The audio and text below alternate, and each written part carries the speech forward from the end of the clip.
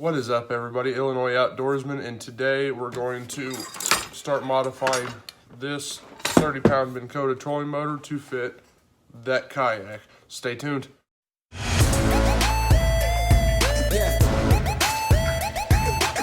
Alright, you guys, so here in less than a week I have to have a surgery, so there's going to be a while where, probably 2 weeks, where I'm not filming at all, just trying to recover from it.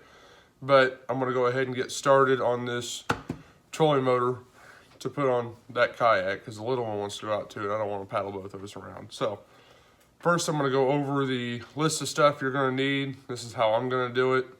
It'll be a transom mount, not behind the seat on the board or anything else. It'll be a transom mount trolling motor.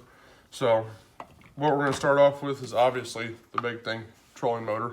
I got this one at Walmart. This is a 30-inch shaft, 30-pound thrust, Minn Kota, the telescopic handle on it. We're going to get rid of the handle, and it will be a transom mount trolling motor for this kayak. You're going to need, I got 3x3 angle brackets. That's going to be part of the mount. I don't exactly know what you call these, tensioners, I guess. I got an eyelet on one side, hook on the other. We're going to get rid of the hook, and a turnbuckle. I should have had this before. This is a 50 amp circuit breaker. Before I was just running the trolling motor direct wire. Some 1/4 nuts. These are nylon nuts, so we're not gonna need lock washers, double nuts up or anything like that. Piece of 1/4 all thread. Set this down. Make it look nice and neat. Some lizard skin. The box, this is what the controller is going to go in. I know it. We're going to cut these, before I dump everything out, we're going to cut these tabs off here. There's 4 of them in here, and I'm going to try and put a mount to slide in the gear track, just so it's right there. This is a waterproof box that has a seal with it and all the hardware you're going to need. This is where your throttle control is going to be, your 5 forward, 3 reverse. This is going to be steered off the foot pegs, and then everybody knows what this is, a cutting board. I'm going to use this for part of the mount so I can keep full access to the back tank well. So with parts being out of the way, I'll link all this stuff in the description too, and if I add anything to the list, I'll drop it in there as well. So I'll try and show you guys as I add stuff if I have to. But what we're going to do is today we're going to take apart the head unit on this trolling motor, and I'm going to show you guys how that comes apart. And yeah, it's actually really simple. And the wiring on the inside for the switch that normally would be controlled right here, 5 forward, there's off, 3 reverse. This will be controlled off a switch out of the box. That will be up next to the seat now, so you can control from up there, steer with your feet. So I'm gonna grab a screwdriver, come back, and I'll show you guys how to take this apart. All right, you guys, so the first thing we're gonna do is there's 6 screws in here. There's 2 right here, 1 here, 1 down in the bottom, and 2 up here, focus, right here in the front. We're gonna take those screws out, and that's going to let this whole head assembly come apart. This screw that's right here, for those of you guys that don't know, this trolling motor comes as a rearward mount, so if you were sitting in the back, the handle and the blade or the prop are opposite of each other.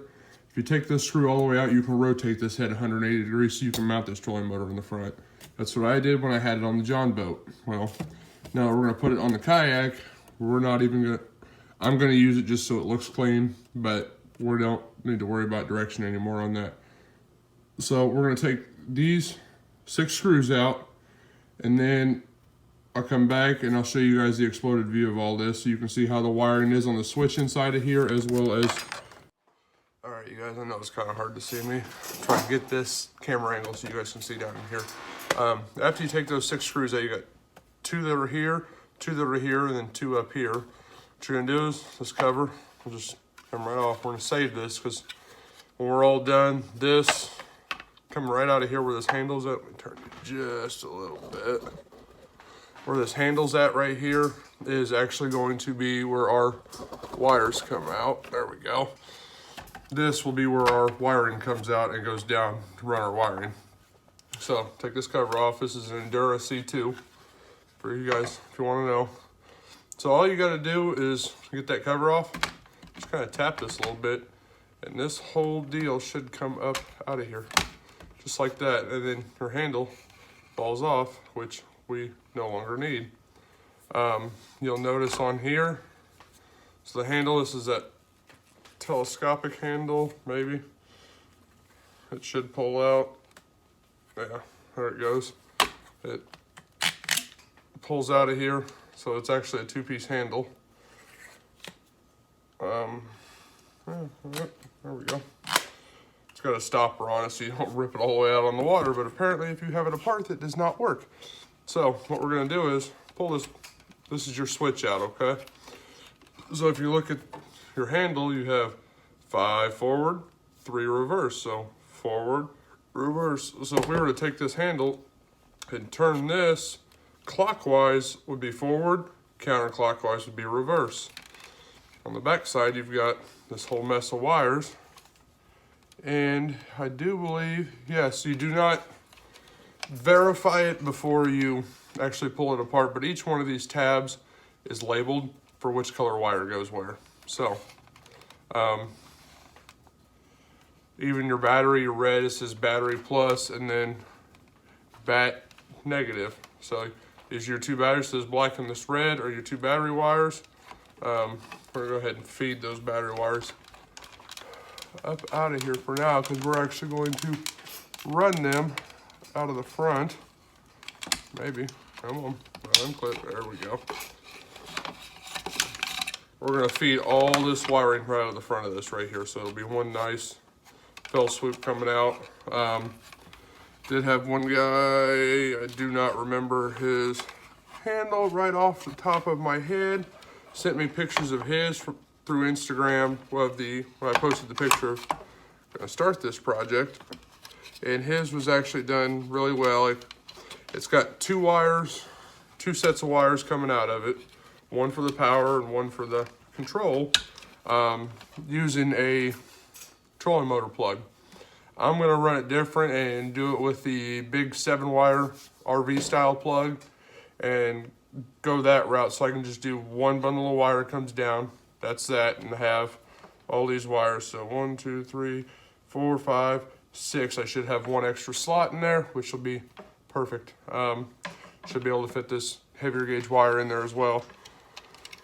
So what we're gonna have to do here is we're going to unplug all of these wires, and they just kind of pop right off there. So here's the battery wire, be your power wire for the whole system. We're gonna set that off to the side. And then white, red, I just don't want to break the switch off because these things are on here pretty good. White, red, yellow, and black are gonna be your colors on here for your control. Come on, there we go. So this right here is your switch. It's got 5, 6 prongs. I can't count today either. As you guys can see, it's cold. It's like 21 degrees outside. Switch, here's your control. This part is actually going to stick through the top of our control box that I showed you guys earlier, with the wiring coming in the bottom of it. So now we got the switch out, set the switch off to the side. And this, we're gonna end up cutting these off. I have more of these connectors somewhere. Somewhere is the question. If you guys could see my garage right now, you would understand somewhere is also the answer. So I'm going to probably end up cutting these just so I know these ends right here fit that switch really tight, so I don't want loose connections, and just adding wire in and soldering. So we have now officially taken this apart. What we're gonna do here, so we're gonna take this and our battery ends here, and it is like sleeting or something outside. And I'm gonna take these ends, tuck them all in here, put this cover on. You still get what looks like a trolling motor. Now you have this gaping hole in the front. So I have not figured out, I've kind of looked into it, but I haven't really looked into it. Possibly using a piece of PVC and reduce it down so it comes out nice and neat.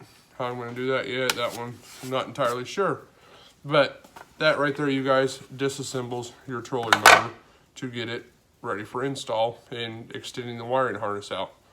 So if you guys stick around, I'm going to film this in a multi-part series just so I can go over everything with you guys. If you have questions, I know it's about, if you comment on this video, it's about this specific part of the video or this specific part of the install, so we can keep everything straight and not have a boring 3-hour video. So until next time, you guys, get your projects done in the winter while it's cold so you can enjoy the spring, summer, and fall bass fishing, whatever fishing, cat fishing, trout fishing, whatever fishing you guys enjoy. Sorry, it's trying to roll over. But make sure you guys, if you like this video, give it a thumbs up. If you're not already, hit the subscribe button down there. Follow me on Facebook and Instagram at IL_outdoorsman. But until next time, you guys, I'll see you out there.